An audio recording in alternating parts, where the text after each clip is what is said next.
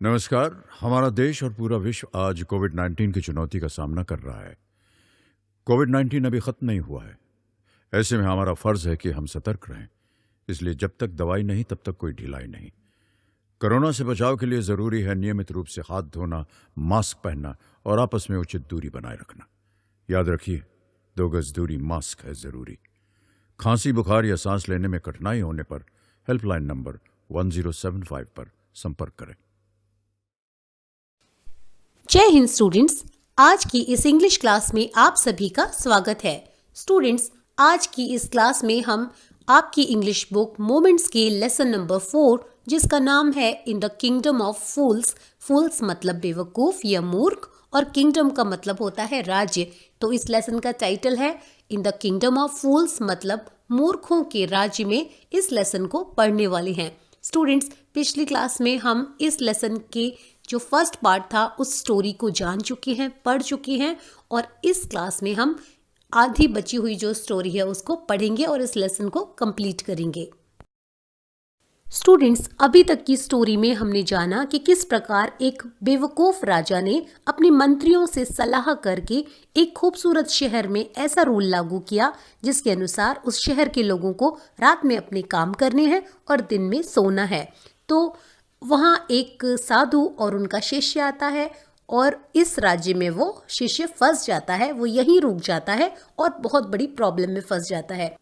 एक मर्चेंट यानी कि व्यापारी के घर में एक चोर चोरी करने के लिए घुसता है, लेकिन वो दीवार जो है मर्चेंट के घर की वो उसके ऊपर गिर जाती है, चोर मर जाता है। लेकिन चोर का जो भाई है वो इस केस को कोर्ट में राजा के सामने लेकर जाता है और मूर्ख राजा उस मर्चेंट को ही दोषी मान रहा है क्योंकि उसके घर की दीवार के कारण चोर मर गया। तो स्टूडेंट्स, इस स्टोरी को अब हम आगे पढ़ना स्टार्ट करते हैं। But the king consulted his minister and ruled decisively. लेकिन राजा ने अपने मंत्री से कंसल्ट किया यानी अपने मंत्री से चर्चा की, विचार विमर्श किया और रूल्ड डिसाइसिवली, और फिर डिसाइसिवली मतलब निर्णायक रूप से उसने फैसला सुनाया। It's true your father is the true murderer. तो उसने कहा कि यह सच है कि तुम्हारे पिता ही असली मर्डरर यानी असली कातिल हैं। ही इज डेड, वो मर चुके हैं। But somebody must be punished in his place, लेकिन उनके स्थान पर, उनकी जगह पर किसी को तो सजा दी जानी है। You have inherited everything from that criminal father of yours. तुमने विरासत में प्राप्त की है कई सारी चीज़ें, जैसे ज़मीन जायदाद वगैरह जब विरासत में मिलती हैं तो उसे हम इनहेरिट करना कहते हैं। तो स्टूडेंट्स, राजा कहता है कि तुमने अपने उसी अपराधी पिता से विरासत प्राप्त की है। His riches as well as his sins. तो तुमने उसकी रिचेज यानी उसका धन भी प्राप्त किया है, जो धन संपदा है वो प्राप्त की है। एज वेल एज मतलब साथ ही साथ तुमने उसके सिंस यानी पाप भी प्राप्त किए हैं। I knew at once even when I first set eyes on you. To set eye on something का मतलब होता है किसी पर जब नज़र पड़ना। तो राजा कहता है कि जैसे ही मैंने तुम पर नज़र डाली थी, यानी जैसे ही मेरी नज़र तुम पर पड़ी थी, मैं एट वंस यानी तुरंत ही समझ गया था that you were at the root of this horrible crime, कि इस हॉरिबल क्राइम यानी कि इस जघन्य भयानक अपराध की जड़ में तुम ही हो, यानी इस अपराध के दोषी तुम ही हो। ऐसा मैं तुम्हें देखते ही समझ गया था। यू मस्ट डाई, तुम्हें मरना होगा। And he ordered a new stake to be made ready for the execution. Students, execution का मतलब होता है ऑफिशियली, आधिकारिक रूप से किसी को मारना। तो एग्जीक्यूशन के लिए यानी उस मर्चेंट को मारने के लिए राजा ने ऑर्डर दिया एक नया स्टेक बनाने का। स्क्रीन पर आपको अभी स्टेक नज़र आ रहा है। इसका जो एक सिरा होता है वो काफ़ी पॉइंटेड यानी नुकीला होता है। ये किसी मजबूत धातु वगैरह का बनता है जिससे किसी को मारा जा सके। तो राजा ने आदेश दिया कि एक नया स्टेक बनाया जाए जिससे कि इस मर्चेंट को मारा जा सके। As the servants sharpened the stake and got it ready for the final impaling of the criminal, it occurred to the minister that the rich merchant was somehow too thin to be properly executed on the stake. Criminal यानी अपराधी की final impelling के लिए, students, impelling का मतलब होता है कोई नुकीली चीज घोंप कर किसी को मारना। तो इस स्टेक को ही घोंपा जाएगा इस मर्चेंट के शरीर में और तब इसे मारा जाएगा। तो जो मर्चेंट की फाइनल इम्पेलिंग होनी है, यानी कि ये नुकीला जो हथियार है इसे घोंप कर उसे मारा जाना है, उसको तैयार जब किया जा रहा था, जब जो सर्वेंट्स थे, राजा के जो सेवक थे, वो उसको, उस स्टेक को और शार्प कर रहे थे, यानी और तेज धार वाला नुकीला बना रहे थे। तो तभी इट अकर्ड, यानी कि तभी ऐसा लगा, ऐसा प्रतीत हुआ, ये बात सामने आई, उस मिनिस्टर को ऐसा लगा कि ये जो रिच मर्चेंट था, ये जो अमीर व्यापारी था, ये हद से ज़्यादा थिन था, ये हद से ज़्यादा पतला था, कि जिससे कि इसकी प्रॉपर एग्जीक्यूशन पॉसिबल नहीं थी, यानी ठीक तरह से उस स्टेक को यूज़ करके इसको मार पाना थोड़ा सा कठिन था, संभव नहीं था।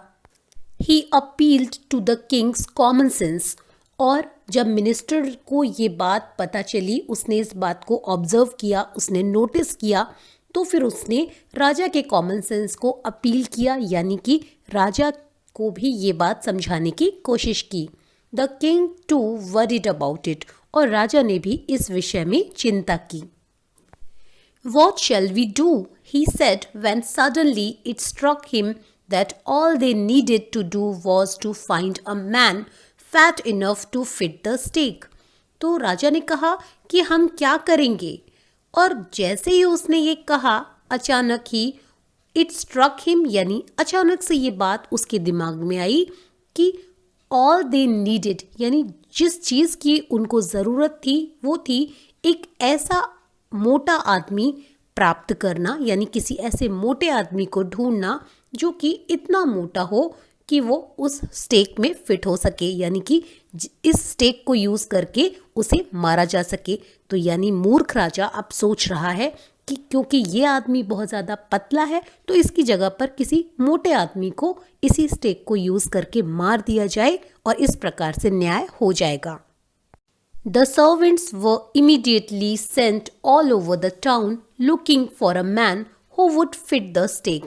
और जो सर्वेंट्स थे, सेवक थे, उन्हें इमीडिएटली, यानी उन्हें तुरंत ही भेज दिया गया पूरे टाउन में एक ऐसे आदमी की तलाश करने के लिए जो कि इस स्टेक पर फिट हो सके।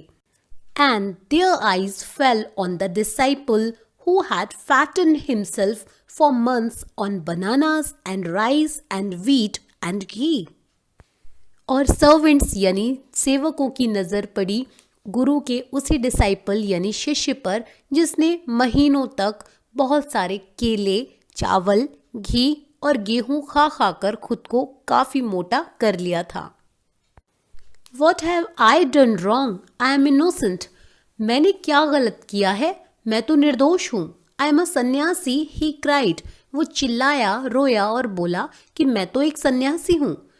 That may be true, but it's the royal decree that we should find a man fat enough to fit the stake, they said.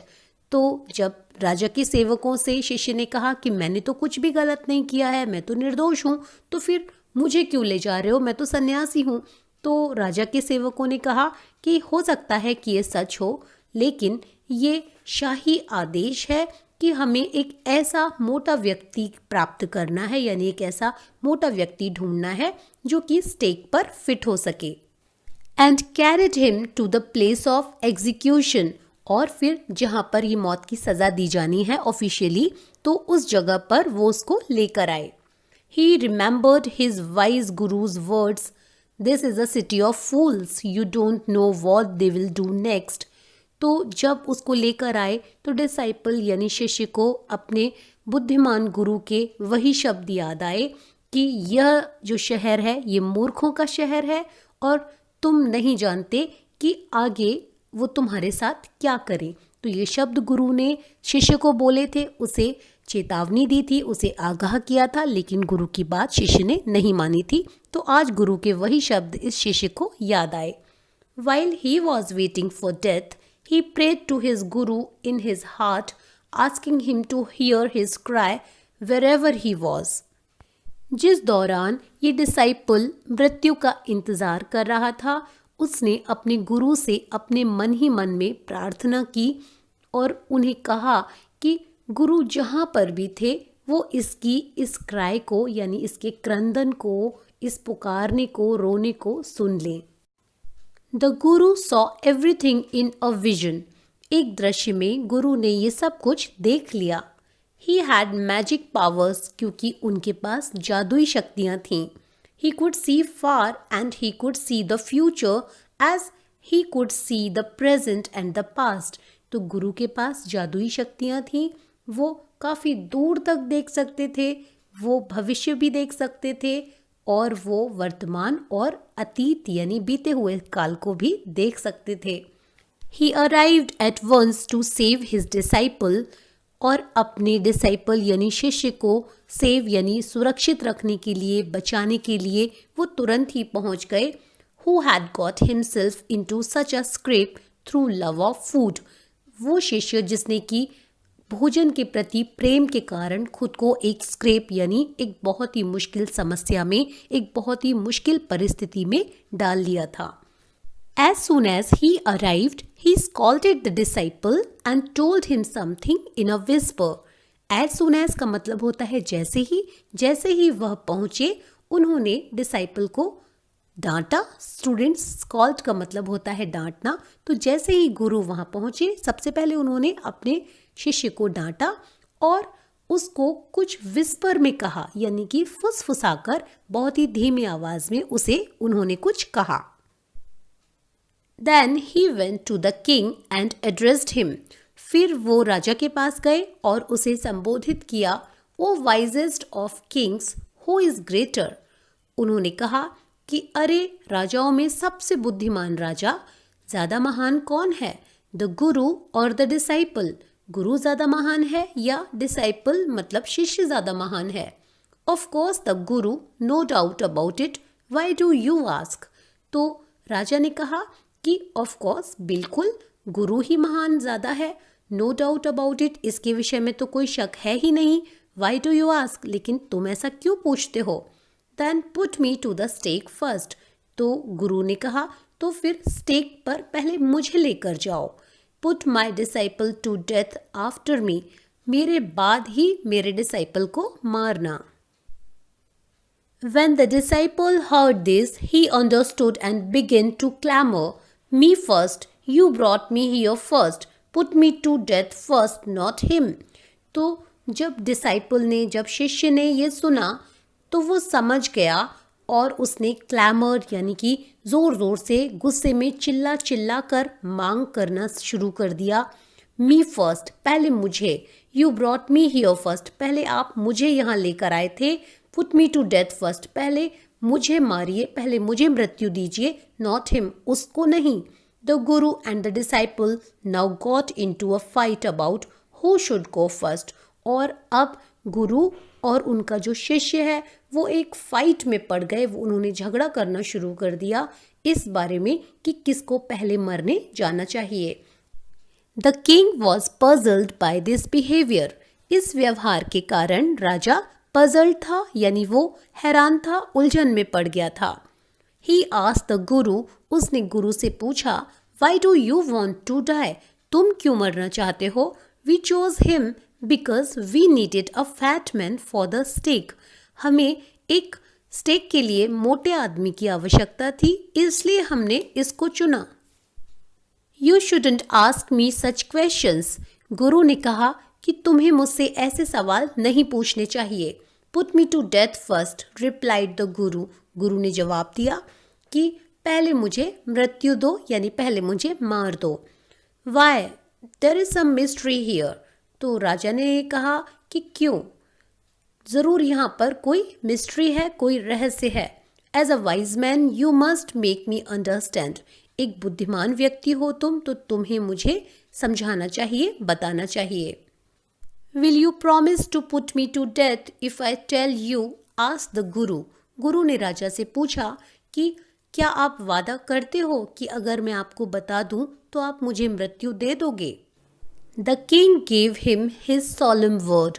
तो राजा ने भी बहुत ही सॉलम वर्ड यानी कि एक वादा कर लिया उससे। सॉलम का मतलब होता है बहुत ही फॉर्मली यानी औपचारिक रूप से बहुत ही गंभीरता पूर्वक कोई बात कहना। तो राजा ने भी बड़ी ही गंभीरता से उससे वादा किया कि हाँ, अगर वो बता देगा तो फिर राजा उसको मृत्यु दे देगा।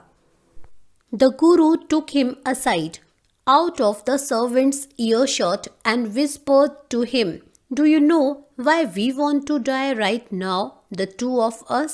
तो गुरु ने क्या किया, गुरु उसको यानी राजा को असाइड मतलब अलग से एक तरफ ले गया।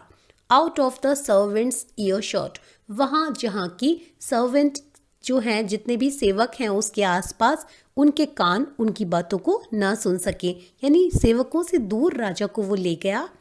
एंड विस्पर टू हिम, और धीरे से फुसफुसाकर गुरु ने राजा से कहा, do you know why we want to die right now?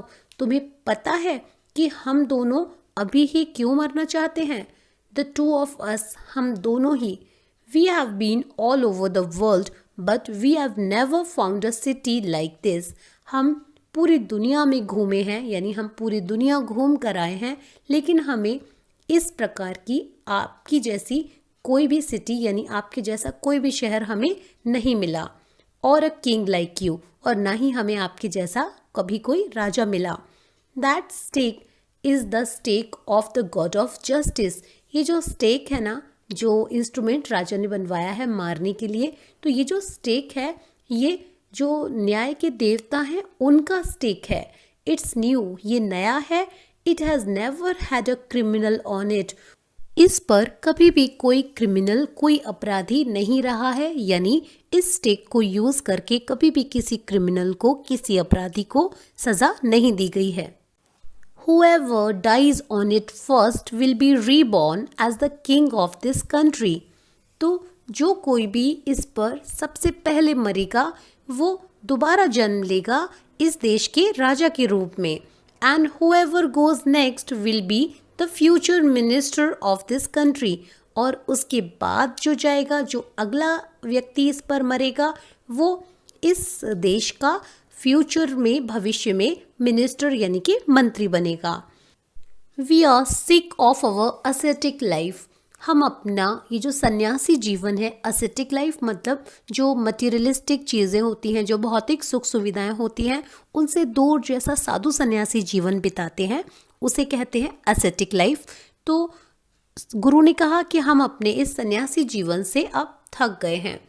It would be nice to enjoy ourselves as king and minister for a while. For a while मतलब कुछ समय के लिए। तो गुरु ने कहा कि क्योंकि हम अपने सन्यासी जीवन को जीकर अब थक गए हैं, तो ये अच्छा होगा कि कुछ समय के लिए हम इंजॉय करें, हम आनंद लें राजा और मंत्री बनके। नाउ कीप योर वर्ड, अब आप अपना वादा निभाइए my lord, and put us to death, और आप अपना वादा निभाइए और हमें मृत्यु दीजिए। मी फर्स्ट रिमेंबर, लेकिन याद रखिएगा पहले मुझे। The king was now thrown into deep thought. अब राजा गहरी सोच में पड़ गया। He didn't want to lose the kingdom to someone else in the next round of life. वो इस राज्य को किसी दूसरे को नहीं देना चाहता था, वो इस राज्य को किसी दूसरे के हाथों हारना नहीं चाहता था अगले जीवन में भी। ही नीडेड टाइम, उसे समय की आवश्यकता थी। So he ordered the execution postponed to the next day. इसलिए उसने अगले दिन तक के लिए ये जो एग्जीक्यूशन होना था, मृत्युदंड दिया जाना था, इसको टाल दिया। And talked in secret with his minister, और चुपचाप गुपचुप तरीके से उसने अपने मंत्री से इस बारे में बात की। It's not right for us to give over the kingdom to others in the next life. उसने कहा कि हमारे लिए ये ठीक नहीं है कि हम इस राज्य को अगले जीवन में दूसरों को दे दें। Let's go on the stake ourselves and we will be reborn as king and minister again. और उसने कहा कि चलो हम खुद ही स्टेक पर चलते हैं, यानी उस स्टेक के हाथों हम खुद ही मरते हैं और हम दोबारा से पैदा होंगे इसी राज्य के मिनिस्टर और राजा बनकर। Holy man do not tell lies, he said. उसने कहा कि जो होली मैन होते हैं, जो पवित्र व्यक्ति होते हैं, पवित्र आदमी होते हैं, वो झूठ नहीं बोलते। एंड द मिनिस्टर अग्रीड, और जो मिनिस्टर था, जो मंत्री था, वो भी इस बात से सहमत हो गया। So he told the executioners, we'll send the criminals tonight. तो उन्होंने जो फांसी की या जो मृत्युदंड की सज़ा दी जानी है, तो जो लोग सज़ा देते हैं, उन्होंने उनसे कहा कि जो क्रिमिनल्स हैं, अपराधी हैं, हम आज रात ही इनको भेजेंगे। When the first man comes to you, जब पहला व्यक्ति तुम्हारे पास आए, put him to death first, पहले उसको मृत्यु देना। Then do the same to the second man, और फिर वही दूसरे व्यक्ति के साथ भी करना। Those are my orders, और ये मेरे आदेश हैं। Don't make any mistake, कोई गलती मत करना। That night the king and his minister went secretly to the prison, और उसी रात राजा और उसका मंत्री सीक्रेटली यानी कि चुपचाप प्रिजन यानी जेल में गए। Release the Guru and the disciple, उन्होंने गुरु और उनके शिष्य को रिलीज कर दिया, मुक्त कर दिया। Disguise themselves as the two, और उन्होंने वेश बदल लिया। डिस्गाइज मतलब होता है अपना वेश बदलना, और उन्होंने अपना वेश बदल लिया और वो गुरु और उन शिष्य का वेश उन्होंने रख लिया। And as arranged beforehand, और जैसा कि पहले ही व्यवस्था कर दी गई थी। विद लॉयल सर्वेंट्स, किसके द्वारा? उनके जो लॉयल यानी वफादार सेवक थे उनके द्वारा। Were taken to the stake, उन्हें स्टेक पर ले जाया गया। एंड प्रॉम्प्टली एग्जीक्यूटेड, और तुरंत बिना देर किए हुए उनको एग्जीक्यूट कर दिया गया, यानी उनको मृत्यु दे दी गई। When the bodies were taken down to be thrown to crows and vultures, the people panicked. लेकिन जब उनके जो मृत शरीर थे उनको नीचे उतारा गया ताकि उन्हें कौओं और वल्चर्स यानी कि जो पक्षी डेड बॉडीज़ को नोच कर खाते हैं, यानी इनको गिद्ध कहते हैं, तो जब कौओं और गिद्धों को वो जो शरीर हैं उन्हें खिलाने के लिए जब बॉडीज़ को उतारा गया, तो लोग बिल्कुल पैनिक्ड यानी कि वो बिल्कुल आश्चर्य में पड़ गए, वो काफ़ी घबरा गए और डर गए। They saw before them the dead bodies of the king and the minister. उन्होंने अपने सामने राजा और मंत्री के मृत शरीर देखे। The city was in confusion. शहर असमंजस की स्थिति में था। All night they mourned and discussed the future of the kingdom. सारी रात उन्होंने मौन किया यानी विलाप किया और इस राज्य के भविष्य के बारे में विचार विमर्श किया। Some people suddenly thought of the guru and the disciple. कुछ लोगों को अचानक से विचार आया गुरु और उनके शिष्य का, and caught up with them as they were preparing to leave town unnoticed. और जल्दी से जाकर वो गुरु और उनके डिसाइपल यानी शिष्य से मिले, तब जबकि गुरु और शिष्य बिना किसी को बताए हुए चुपचाप ही इस टाउन को छोड़ने के लिए तैयारी कर रहे थे। We people need a king and a minister, said someone. किसी ने कहा कि हम लोगों को एक राजा और एक मंत्री की आवश्यकता है। Others agreed, और जो अन्य लोग थे वो सहमत हो गए। They begged the guru and the disciple to be their king and their minister. उन्होंने प्रार्थना की गुरु और उनके शिष्य से कि वो उनकी राजा और मंत्री बन जाएं। It didn't take many arguments to persuade the disciple. तो उन्हें काफ़ी ज़्यादा बहस नहीं करनी पड़ी डिसाइपल को मनाने के लिए। परसुएट करना होता है किसी से अपनी बात मनवाना, तो डिसाइपल से अपनी बात मनवाने के लिए उन्हें ज़्यादा बहस नहीं करनी पड़ी। But it took longer to persuade the guru, लेकिन गुरु से अपनी बात मनवाने के लिए उनको थोड़ा समय ज़्यादा लगा। They finally agreed to rule the kingdom of the foolish king and the silly minister. तो अंततः वो तैयार हो गए, वो सहमत हो गए इस मूर्ख राजा और इस बेवकूफ़ मंत्री के इस राज्य को चलाने के लिए, इस पर शासन करने के लिए, ऑन द कंडीशन, लेकिन इस शर्त पर that they could change all the old laws, कि जो सारे पुराने नियम हैं वो उन सभी को बदल पाएंगे, बदल सकेंगे। इस शर्त के साथ वो इस मूर्ख राजा और मूर्ख मंत्री के राज्य को चलाने के लिए सहमत हो गए। From then on, night would again be night and day would again be day. तो और उसके बाद आगे रात रात ही रही दोबारा से और दिन दोबारा से दिन ही रहा। And you could get nothing for a Dudu, और फिर आपको एक डुडू में कुछ भी नहीं मिलता था। It became like any other place, और फिर ये राज्य भी किसी अन्य सामान्य राज्य के या जगह के जैसा हो गया। तो स्टूडेंट्स, यहाँ पर ये इंटरेस्टिंग सी स्टोरी ख़त्म हो गई है और इस स्टोरी को पढ़ने के बाद हमने जाना कि हमें अपने बड़ों की बात ज़रूर माननी चाहिए, क्योंकि हमारे जो बड़े होते हैं उनके पास हमसे ज़्यादा एक्सपीरियंस यानी अनुभव होता है, वो हमसे ज़्यादा चीज़ें बेहतर तरीके से समझ पाते हैं। डिसाइपल ने अपने गुरु की बात नहीं मानी और वो बहुत बड़ी प्रॉब्लम में फंस गया। जो दूसरी बात हमें इस लेसन को पढ़ने के बाद सीखने को मिलती है वो ये है कि ये जो मूर्ख होते हैं ये काफ़ी डेंजरस होते हैं। इनकी कंपनी में हमें नुकसान होने की पूरी संभावना होती है, इसलिए मूर्खों की कंपनी से, मूर्खों की संगति से हमें बचना चाहिए। स्टूडेंट्स, आई होप आज की ये क्लास आपके लिए हेल्पफुल रही होगी। ये लेसन आपको अच्छी तरह से समझ में भी आया होगा और आपने इसे एंजॉय भी किया होगा। और इस लेसन में जो भी डिफ़िकल्ट वर्ड्स या नए वर्ड्स आपके सामने आए, आपने उन्हें अपनी नोटबुक में नोट डाउन किया होगा। Keep learning, keep growing, good luck, जय हिंद। किशोर अवस्था संबंधित समस्याओं के परामर्श हेतु समर्पित उमंग किशोर हेल्पलाइन के टोल फ्री नंबर 144225 पर संपर्क करें।